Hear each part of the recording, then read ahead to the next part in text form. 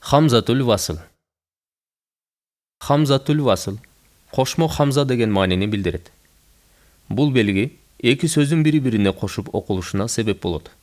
Сөздөрдүн бири-бирине кошулуусунда сөздүн башында же аягында 1, 2, 3 же 4 тамгага чейин окулбай калат. Негизинен ألف واو يا لام жана кошмо хамза окулбай калат. Мисалы: والفجر بالوادي بالصبر بالحق ما الحطمة في الصدور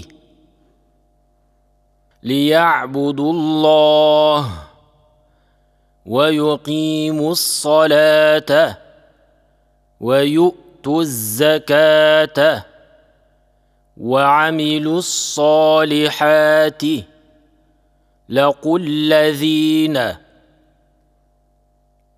اهدنا الصراط المستقيم وهذا البلد الأمين هو التواب الرحيم ذو الفضل العظيم أنت العزيز الحكيم.